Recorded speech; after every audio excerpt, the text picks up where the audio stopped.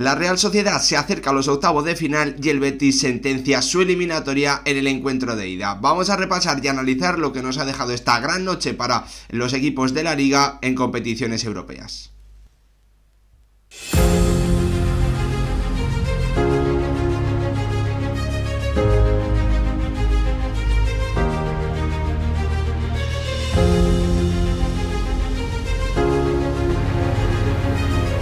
¿Qué tal, futbolero, futboleras? ¿Cómo estáis? Hemos tenido una gran noche para los conjuntos de la Liga porque Real Sociedad y Betis han podido celebrar victorias que les permiten ser muy optimistas de cara a poder estar en esos octavos de final de la Europa League y de la Conference League respectivamente. Ambos conjuntos eran claramente favoritos en sus duelos y lo cierto es que pese a las rotaciones masivas que ha hecho el conjunto de Imanol Alguacil, ha terminado consiguiendo un resultado que le acerca a esos octavos de final frente a un Midtjylland que ha dejado detalles de ser un equipo que puede ser peligroso, pero que realmente, pues ha estado por debajo de nivel de un conjunto vasco que con esta victoria por 1-2 en campo danés, encarrila completamente el pase a unos octavos de final donde ya sabéis que le esperan Manchester United o Tottenham con esos goles de Bryce y también el de Kubo. Antes del descanso acercó el resultado Buxa, pero no fue suficiente para un conjunto danés al que los cambios en la segunda parte le hicieron daño y le dejaron sin el peligro que había llevado en los primeros 67 minutos de partido. Vamos a repasar todo como siempre al detalle, pero noche importante para una Real Sociedad que ante esa rotación tan importante había varios jugadores que estaban marcados, claramente señalados. Bryce, Kubo, Barrenechea y Óscarson principalmente tenían que marcar la diferencia.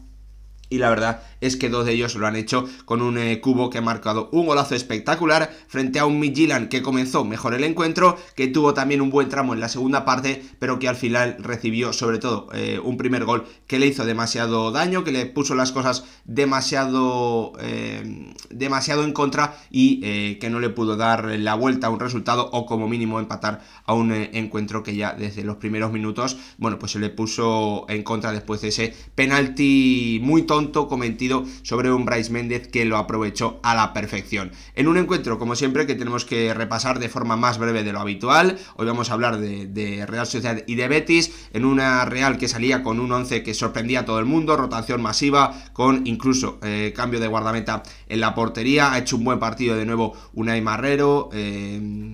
con John Mikel Aramburu lateral derecho, Aritz, John Pacheco, John Balda, que tan solo había jugado 67 minutos en el primer equipo de la Real Sociedad en una eliminatoria de Copa jugando como titular, Ola Sagasti como pivote y arriba, ese tridente, ¿no?, que comentábamos, Kubo, Óscarson y Barrenechea frente a un Midtjylland que comentaban los que siguen al conjunto danés que salía con su 11 más habitual y con sobre todo el chileno Osorio y el internacional sub-21 Simsir como los principales peligros de un equipo que iba a ser muy vertical y que lo iba a intentar a través sobre todo de esas acciones por banda para intentar cargar mucho el área con sus interiores, con Castillo y con Sorensen, llegando constantemente para acompañar en esos intentos de centro de un Buxa del polaco al que vimos en la Eurocopa, que lo he visto y me sonaba de algo, no me acordaba del qué, y es que estuvo también en la pasada Eurocopa con su país, con Polonia, en un encuentro que ha comenzado con problemas para una Real Sociedad que ha visto que ya en el minuto 2 su joven lateral izquierdo, John Balda, tenía amarilla frente a un Osorio que, ha puesto un balón, creo que no ha sido él, creo que ha sido Simsir, ha puesto un balón de gol para un Castillo que ha rematado en el área pequeña, es cierto, un poquito incomodado por Óscarson, pero que en una acción clarísima ya en ese minuto 3 de encuentro había generado el Midtjylland una acción muy muy clara frente a una Real Sociedad que, ha tenido ha sido capaz de no recibir gol en esa acción, en esa primera acción del partido, que le podía haber puesto el partido muy muy de cara a un Midtjylland que un par de minutos después, cuando la Real estaba intentando ahora entrar completamente en el partido porque el empuje de los daneses ha sido importante en ese inicio de partido, pero en el primer acercamiento, primera acción en la que la Real prácticamente combinaba para pisar el área, llegaba Sorensen, muy excitado, sobrepasado, pisaba midiendo muy mal a Bryce dentro del área y después de la revisión del VAR se señalaba finalmente que iba a tener un penalti a favor de la Real Sociedad. Minuto 11 de partido lo transformaba Brais y ponía ese 0-1 en el marcador, que era un resultado maravilloso para una Real Sociedad que bueno, pues no había comenzado demasiado bien el encuentro, con esas dos malas noticias, la tarjeta amarilla de John Balda muy rápida y después la clarísima ocasión que no ha podido aprovechar Castillo para que podía haber puesto por delante al conjunto danés. La verdad es que bueno, pues el Midtjylland lo ha seguido intentando, ha seguido empujando, sobre todo con esos balones a las bandas, tanto de Osorio como de Simsir en banda izquierda. El turco, que ha sido yo creo que hoy la gran noticia de los locales, no ha dejado de intentarlo, además con las incorporaciones de Paulinho del lateral izquierdo, también con Sorensen llegando y rompiendo en ese carril interior para generarle dudas a una Real Sociedad que estaba sufriendo para controlar el juego, que con el Sagasti como pivote, bueno, pues no estaba pudiendo tampoco controlar demasiado bien a Buxa, al delantero polaco, que ante los balones largos de los daneses, bueno, pues se imponía a Pacheco, unas veces porque era capaz de bajar el balón y en otras ocasiones porque daba solidez a su equipo recibiendo esas faltas que permitían a los locales avanzar y jugar en campo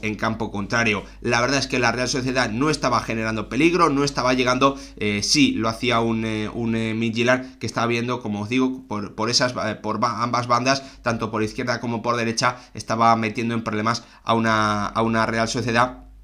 que ha visto como en el minuto 24 bueno, pues Alguacil ha decidido no arriesgarse, no dejar más minutos con amarilla a un chaval, a John Balda, lo ha cambiado, ha metido a Javi López y bueno, pues un jugador que obviamente tiene mucha más experiencia y que sobre todo no estaba condicionado por esa tarjeta amarilla, cuando peor lo estaba pasando la Real Sociedad en ese tramo del encuentro. Después del 0-1 ha llegado el golazo espectacular de Takefusa Kubo, recibiendo de izquierda a derecha circulaba la Real Sociedad, Brais abría y en el 1 contra 1 se marchaba Kubo hacia adentro, domaba la pelota y después de mirar a portería mandaba un latigazo y espectacular, imposible para un Losel que no llegaba de ninguna forma y que veía como la Real Sociedad, sin haber llegado en demasiadas ocasiones, ya mandaba en el marcador en el minuto 31 con un 0-2 muy contundente, con mucha más pegada que juego el conjunto de Imanol Alguacil y con sus dos principales cracks en el 11 como Brais y como Kubo marcando la diferencia en un día en el que obviamente ellos tenían que ser súper importantes debido a las rotaciones masivas que había hecho el técnico vasco, ¿no? Que había hecho un Imanol Alguacil, que obviamente explicaba que está teniendo semanas de mucho partido consecutivo, de muy poquito descanso, siempre jugando miércoles-domingo o jueves-domingo, miércoles-domingo, con la Copa incluida, con esas eliminatorias de Copa, y que obviamente tenía que hacer rotaciones. Hoy ha llegado esa rotación masiva y la verdad es que la Real Sociedad parecía que se iba a marchar al descanso con un botín espectacular, pero en una de esas combinaciones por banda, en esta ocasión por banda izquierda, Simsir, que bueno, pues fijaba a los dos jugadores de banda de la Real Sociedad, Aramburu y Kubo, y era Sorensen el que, llegando a línea de fondo, ponía el centro atrás para que después de esa buena acción, de ese buen pase del internacional turco sub-21 de Simsir, bueno, pues encontrase a Sorensen y este con su centro al primer palo encontraba un Buxa que se imponía a John Pacheco y que era capaz de batir a un Unai Marrero para poner el minuto 38 de la primera parte el 1-2. La Real se iba al descanso con un resultado más que bueno, con un resultado positivo, pero con la sensación de que le estaba costando bastante controlar el encuentro, que se marchaba ganando al descanso, pero que si esto seguía así, si el partido seguía así, era posible que pudiese llegar el 2-2 porque el conjunto local estaba llegando mucho más que el conjunto Txuri-Urdin. Imanol Alguacil, bueno, pues ha visto que las rotaciones ya eran suficientes, había que cambiar el descanso, ha metido 3 cambios, Zubimendi, Sergio Gómez, y también ha metido a Aguer en el centro de la defensa al ver que bueno, que John Pacheco estaba sufriendo frente a Buxa, y haya llegado justo después del descanso los 10, 12, 15 mejores minutos de la Real Sociedad en todo el encuentro, teniendo mucho más control, teniendo mucho más balón, calmando el ritmo del juego, jugando en campo rival, combinando con alguna buena acción de Óscar, incluso dentro del área, en un centro de Sergio Gómez en, como os digo, el mejor tramo claramente del encuentro para la Real Sociedad en cuanto a juego, en cuanto a dominio y en cuanto a control del partido. La verdad es que a partir, yo creo que del minuto 58, minuto 60 más o menos, hemos vuelto a ver, ¿no?, sobre todo a esa al jugador más destacado del encuentro en términos del conjunto local, un Simsir que bueno, que se ha echado el equipo a la espalda y que ha vuelto a probar en esas acciones hacia adentro principalmente, con un par de disparos como ya lo había hecho en la primera parte, pero sin encontrar la portería de Marrero en esta segunda mitad. Así que bueno, pues el conjunto danés que volvía a crecer, que se volvía a venir arriba, que con esa verticalidad, que con esos ataques por banda, con 3-4 jugadores incluso en zona de remate dentro del área, ponían dificultades y hacía sufrir a una Real Sociedad que, cuando se ha marchado el internacional sub-21 turco, ha visto como el peligro del conjunto danés ha disminuido muchísimo. Bueno, pues los jugadores que han entrado, Mikel Gorgorza creo que ha sido, ¿no? Y Franculino, bueno, pues demasiadas poca capacidad de generar, poca capacidad de uno contra uno, sobre todo un Javi López que en izquierda ha estado bastante sólido en esa segunda parte y en general en lo que ha podido disputar. Así que una Real Sociedad que ha terminado controlando sin demasiados problemas el tramo final de un partido, que le permite acercarse a Europa en una noche en la que además tanto Zubimendi como Aramburu han podido forzar una segunda amarilla que le va a permitir no estar en el encuentro de vuelta, pero sí estar preparado de cara a ese posible duelo de octavo de final, donde, como os digo, va a tener que jugar o contra Manchester United o contra Tottenham. Veremos contra cuál de los ingleses juega el conjunto de Imanol Alguacil, que ha encarrilado que se acerca a los octavos de final de la UEFA Europa League. Y por parte del Betis, bueno, pues también incluso un resultado aún mejor, una gran noticia para el conjunto de Manuel Pellegrini, que ha visto como, bueno, pues en su duelo frente al Gent salía con todo el técnico chileno, dejando muy claro que obviamente esta eliminatoria era vital, que después de las malas sensaciones que se habían dejado en fase de liga, el conjunto verde y blanco quería sí o sí estar en la siguiente ronda, estar en esos octavos de final, donde ya sabéis que se va a poder se puede enfrentar al Chelsea o al Vitoria Guimaraes. Obviamente dos conjuntos que han quedado primero y segundo, pero de un nivel tremendamente diferente, aunque también hay que comentarlo, no sabemos si el Chelsea incluso en sus eliminatorias de esta competición puede terminar dando descansos y jugando con sus suplentes. Pese a ello, obviamente, estaría muy por delante del nivel del Vitoria Guimaraes. Un Betis que, como os digo, ha salido con yo creo que uno de sus 11 más titulares que podemos ver hoy en día, con Isco, con Anthony, con Abde, con Bakambu, con Lo Celso, en esa parte más adelantada del campo, metiendo experiencia, pero también metiendo mucha calidad el bueno de Manuel Pellegrini, que, como os digo, ¿no?, quería ir con todo, y desde el principio lo hemos visto con esa alineación, pero en la que también hay que comentarlo, bueno, pues al conjunto bético le ha costado ese inicio de partido, con un hito con el jugador del Genk, bueno, pues atacando constantemente la espalda, sobre todo de la línea defensiva de 4 de un Betis, que por momentos intentaba presionar en una especie de 4-2-4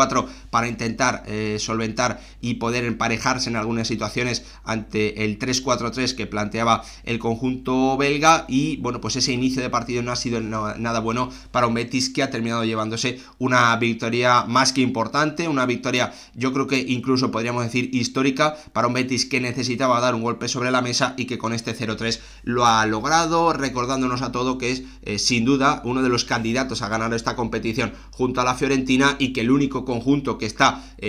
podremos decir claramente por encima en cuanto a calidad es el Chelsea de Maresca, que hay que ver también qué importancia le puede dar a esta competición. Enfrente un Genk que, como os digo, ha comenzado bien, que tenía un récord de partidos sin perder muy bueno, en los últimos 17 encuentros no había perdido como local, sus 6 últimos partidos en Europa jugando en su estadio también había sido capaz de ganar, tanto fase de Liga de Conference como en las previas anteriores para estar en esta competición. Así que un Genk que no se le iba a poner nada fácil al conjunto al conjunto verde y blanco, y que así lo ha demostrado en un inicio de partido en la que Ito ha tenido dos acciones bastante importantes en los primeros 15 minutos de partido. El japonés, que en ambas ocasiones ha definido con la zurda y sus disparos se han marchado directamente fuera, no han podido ni siquiera pues probar a Fran Vieites, a ver cómo estaba el guardameta suplente de un Betis que hoy tenía minutos y recuperaba la titularidad. Ya sabéis que Adrián está siendo el titular en Liga, ¿no? Un Betis que a partir, yo creo que de ese minuto 15 ha comenzado a crecer, ha comenzado a combinar, ha comenzado a jugar en campo rival, ha comenzado a controlar el encuentro a través de la posesión, con sus jugones, ¿no? Participando, combinando entre ellos, Lo Celso, Marroca, sobre todo con un Isco tremendamente protagonista en un encuentro en el que otra vez, bueno, pues el malagueño se ha echado el equipo a la espalda y,